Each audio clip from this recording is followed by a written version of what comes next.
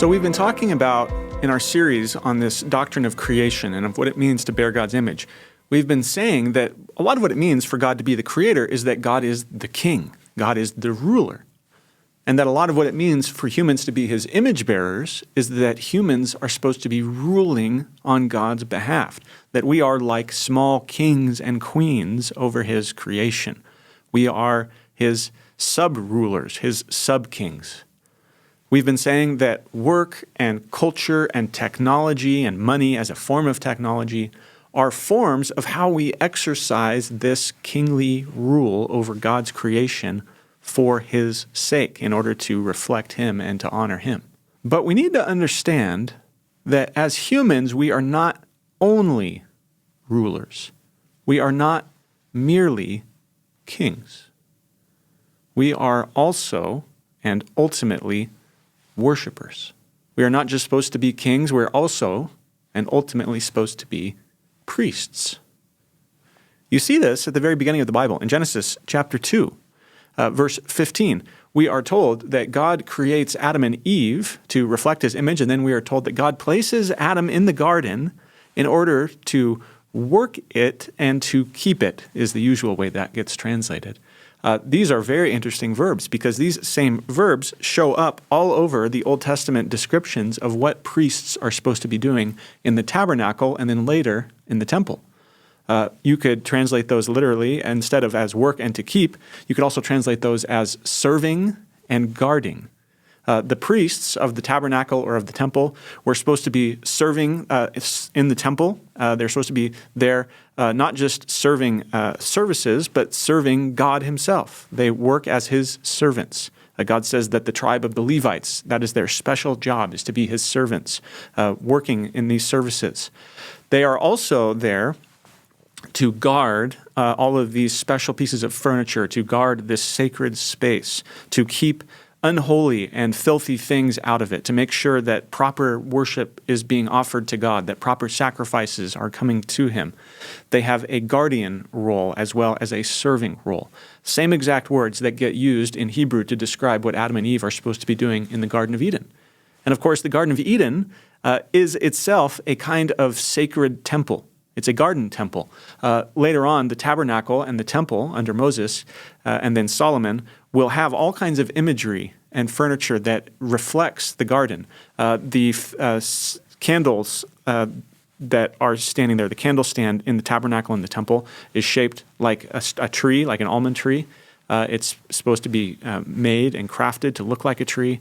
There are images on the curtains of angels, just like we heard about in the Garden of Eden, that are guarding the entrance back into the garden once mankind is cast out of it. Those images of the angels show up again.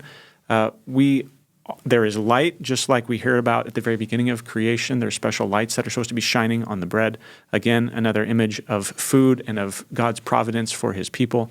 All of this is to say is that the garden is itself a temple. Later on, the tabernacle and the physical temple itself under Solomon are echoes of Eden. And then later on at the very end of the Bible, at the end of the New Testament, you have the New Jerusalem descending out of heaven, again, as a kind of temple and as a garden city. All of these things getting tied up together from the very beginning to the very end.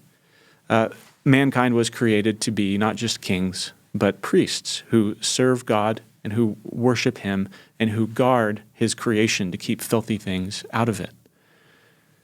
Now, I was recently reading Matthew chapter 21, and I was really struck by this story of Jesus clearing out the temple, clearing the money changers from the outer court of the temple. Bitcoiners, Christian Bitcoiners specifically, really like this story because you have Jesus getting really angry over something that's going on with money, over an unjust practice with trading and with money. And so there's some really interesting things you can draw from what was going on in the first century with money there in the temple. There's some parallels you can make to what's happening today with our monetary system and things that are wrong with it and what makes God so angry as people take advantage of the weak and the poor. But as I was reading this in Matthew 21, I was really struck because really this is not a story about money or about monetary injustice. That's part of it. That's part of the story. But it's really a story about something else. It's not a story so much about dominion, about money and technology, as it is a story about worship. What is really going on is Jesus is angry because worship is being hindered. The bad money, the bad monetary practices here at the temple are really a problem because of how it's stopping people from worshiping. Matthew, there are 4 Gospels, of course. Matthew, Mark, and Luke, we call those the Synoptic Gospels. Those 3 Gospels are quite similar to each other. They have lots of the same elements of Jesus' ministry told from slightly different angles. They all are slightly different from each other. The Gospel of John is kind of its own thing. It's very different from those. Some overlap, but it's telling mostly different stories and in very different ways than Matthew, Mark, and Luke do. Of the 4 Gospels, Matthew spends the most time focusing on the elements of worship in this story. The Gospel of John does talk about Jesus clearing out the temple and clearing out money changers. I won't get into this, but there's some debate about whether or not John is describing the same event, the same exact clearing of the temple, the cleansing of the temple that the other Gospels do, or perhaps that John is describing a second cleansing of the temple. I won't get into that right now. But Matthew spends the most time focused on these questions of worship and its relationship to what's happening there in the temple court. In Matthew chapter 21, what happens just before this is Palm Sunday. It is Jesus coming into Jerusalem to the praise of the crowds around him. They are waving palm branches for him. Matthew tells us there, this is Matthew chapter 21, starting up in verse 9. We hear that the crowds went before Jesus, that they follow him, and they are shouting out to him this very specific couple of phrases. They're saying, "Hosanna to the Son of David, blessed is he who comes in the name of the Lord, Hosanna in the highest." That word Hosanna is a word that means save us. This is a rough quotation from Psalm 118, where we hear about the king coming to worship in God's temple. In verse 10, we hear that Jesus enters Jerusalem. The whole city is stirred up. They're saying, "Who is this?" And the crowds say in verse 11, "This is the prophet Jesus from Nazareth of Galilee." And so right after this, in Matthew 21, verse 12, Jesus goes into the temple. And we hear that he drives out all those who sold and bought in the temple, and he overturned the tables of the money changers and the seats of those who sold pigeons. Now, there's a couple interesting things going on there. Jesus, yes, of course, he is angry about what is happening with the money changers, with those who are selling pigeons. We're not sure, this is probably happening in the outer court of the Gentiles. This was an area of the temple, an outer area of the temple, where non-Jewish people were allowed to go and kind of worship God from afar in their own way without being able to go very far into the temple. Probably what had happened in the first century is that this whole market of trading money, exchanging different currencies, buying sacrificial animals, that had all been located in this court of the Gentiles. It was a huge scene. It was preventing people from being able to worship God. It was preventing Gentiles, the nations, from being able to worship God. The reason that they had to do this probably was because they only wanted to use certain forms of currency in the temple. People were coming for these festivals from all over the Roman world, and they had various coins, various currencies that they brought with them. The Jewish authorities were very sensitive about bringing idolatrous imagery into the temple, and a lot of the Roman coinage had Roman gods and goddesses on them. And so they said, "Hey, look, you got to change your coins so that they don't have any of these idolatrous pagan gods on them." The temple tax had to be paid in a certain currency. That was part of what was going on. If you want to pay your temple tax, we want it in this currency. No pagan gods on the currency. Also, what is going on here is because people are traveling from all over the world to come and to offer sacrifices to God. Remember, this is Passover week is coming up. It's a few days away from Passover. Jews were required to come to Jerusalem to worship God for it. You didn't want to be bringing animals with you from wherever you're coming from all over the Roman world. And so you could bring money with you. You could exchange it for the proper currency, and then you could buy your animals there. So you wouldn't have to drag them along with you as you were coming. Now, it's interesting. A couple things about these couple verses we just read, Matthew 21:12.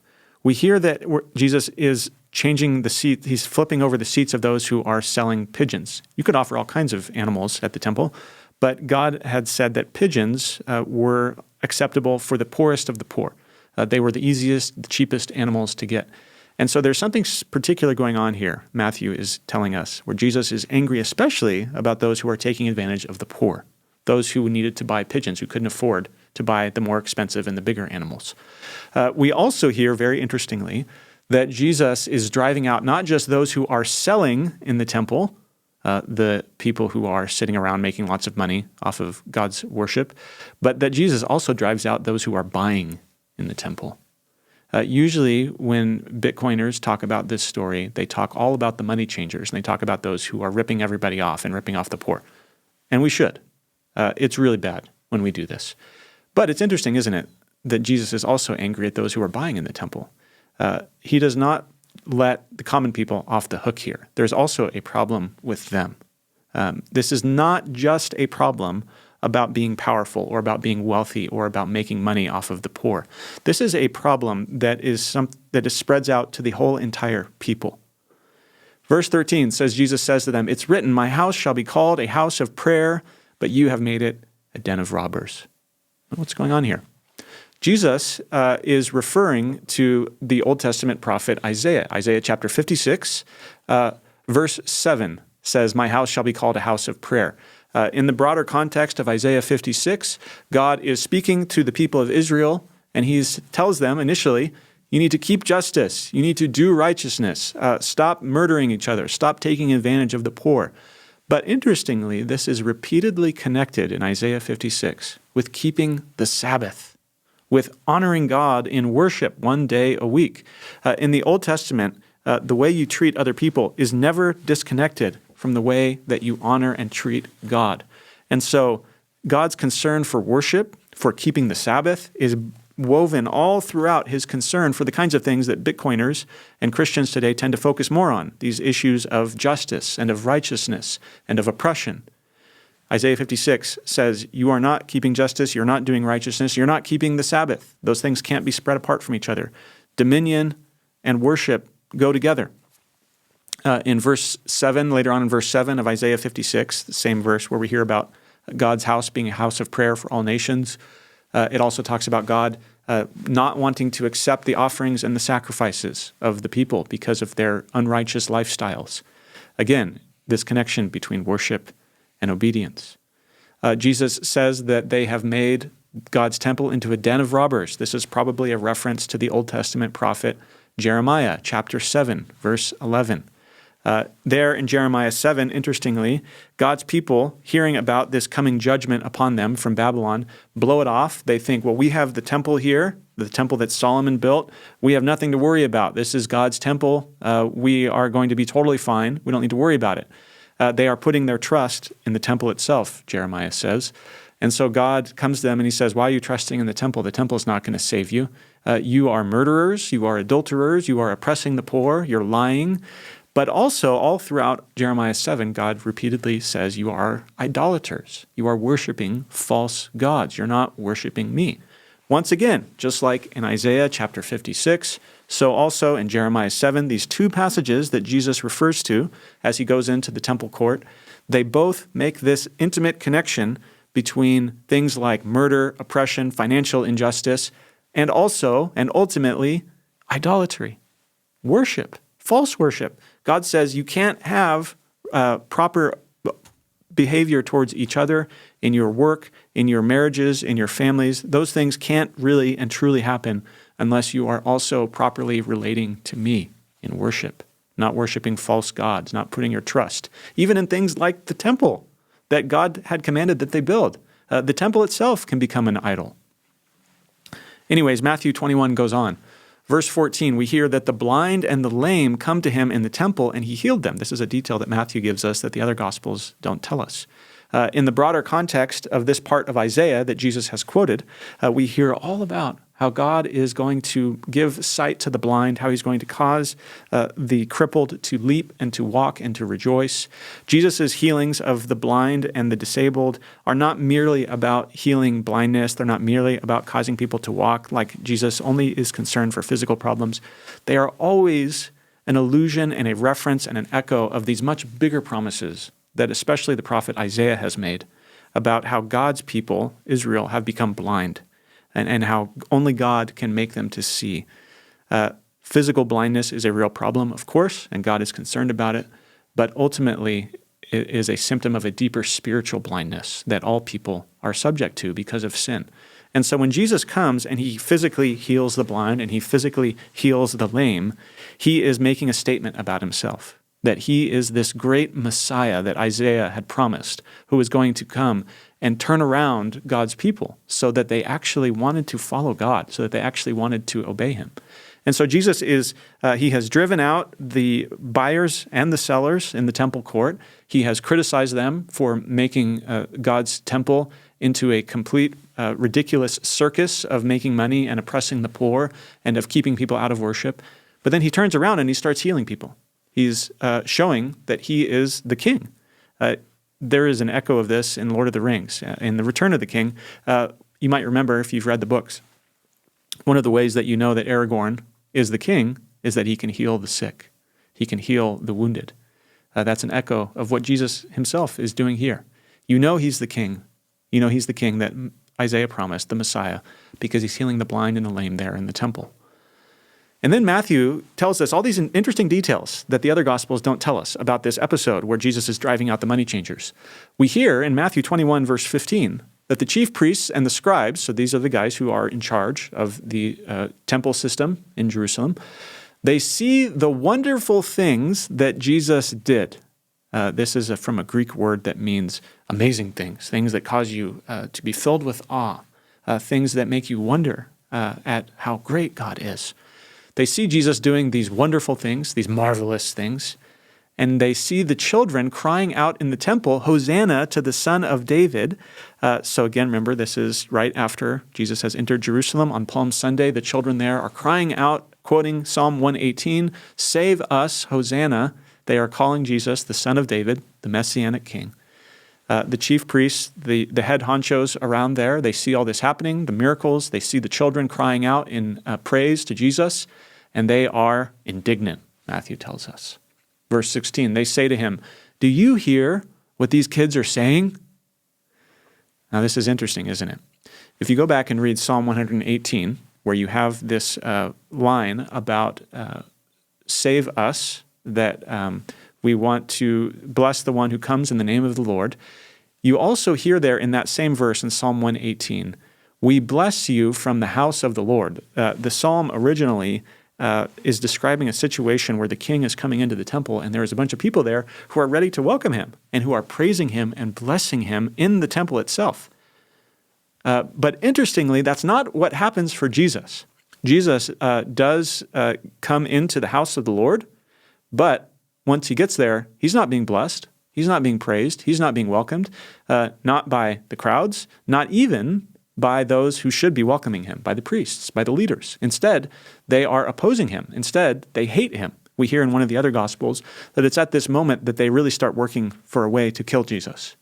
Psalm 118, verse 22, originally says that the stone that the builders rejected has become the cornerstone. This verse gets quoted all over the New Testament. And so you see that happening in Jesus' life. Here in the last week of his life, he is being rejected. He's the stone. He's the real cornerstone. He's the one that everything revolves around in God's economy. But you have the priests, the very people who should be serving him and honoring him, they are rejecting him. He's the stone that the builders are rejecting, just like Psalm 118 had anticipated. Psalm 118 is also all about worship. We hear in Psalm 118, verse 19, the king saying, "Open to me the gates of righteousness, that I may enter through them and give thanks to the Lord. This is the gate of the Lord, and the righteous shall enter through it."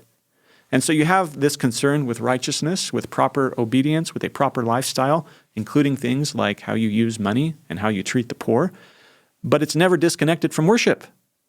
The king says, "I want to enter through the gates of righteousness as one who is righteous." Only the righteous can enter into God's presence, God says. But the king says he wants to do it so that he can give thanks to the Lord. He wants to worship God. He wants to praise God.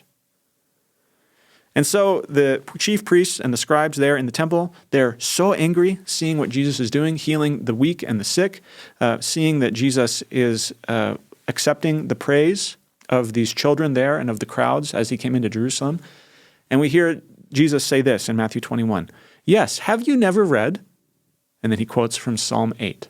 Out of the mouth of infants and nursing babies, you have prepared praise. Now, Psalm 8, if you go back and read that psalm, it is a psalm all about how God created mankind in his image to rule over his creation. It is a psalm all about the wonder of human dominion as God's sub-rulers.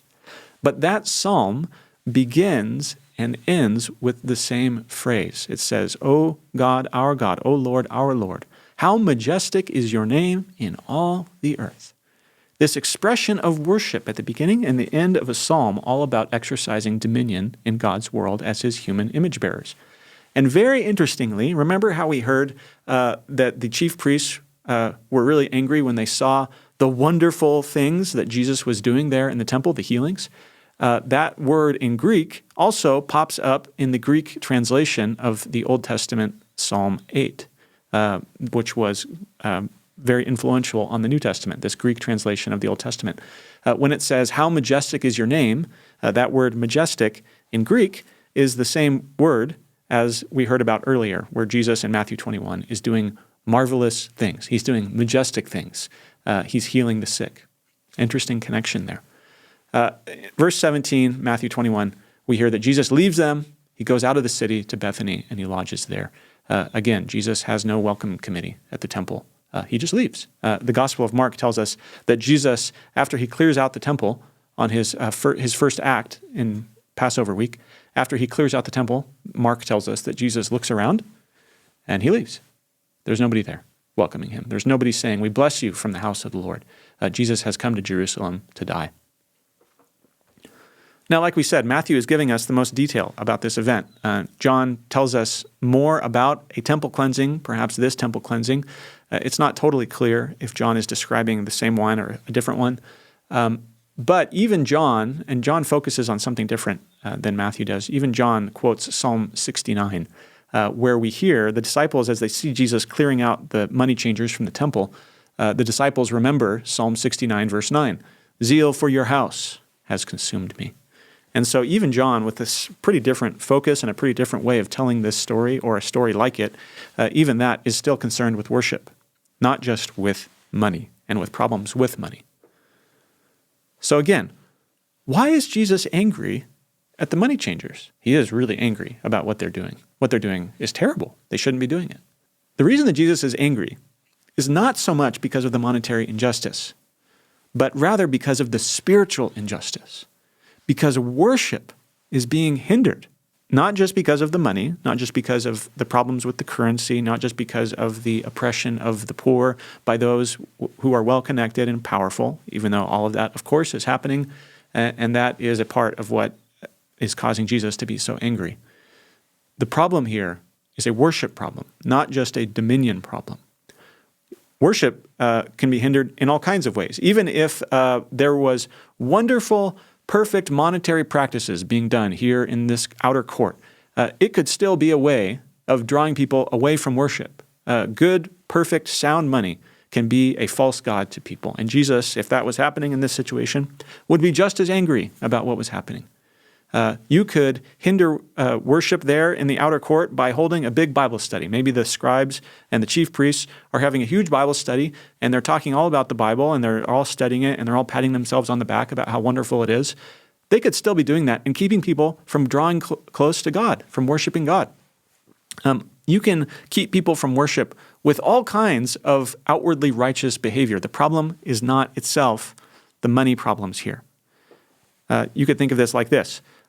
One time we had a huge plumbing problem in our house. We had to move out of our house because the plumbing was so bad, it caused this really terrible leak that ruined the foundation. The problem with the plumbing was not really just about the plumbing. If we fixed the plumbing and fixed the foundation in our house, and then we sat outside and we said, wow, isn't this great? Our house is functioning again. This is wonderful. We fixed this problem. Well, you're only halfway there. The point of having plumbing that works, the point of having a foundation that works, is so that you can live in your house, so that you can have fellowship with your friends and with your family around the table. It's the same with the temple. Jesus is not angry merely about the monetary injustice happening in the court of the Gentiles. He's angry because it's hindering people from having fellowship with God around his table. We're going to unpack this some more in our next couple videos, but the point today in this look at Matthew 21 is that dominion, things like technology, culture, money, Bitcoin, dominion is not the goal. Worship is the goal. We are supposed to be just like those children were as Jesus came into Jerusalem. We are made to praise God, to admire him, to wonder at his marvelous, mighty deeds. That is the point of exercising dominion in God's creation. We are not just kings. We are also and ultimately priests.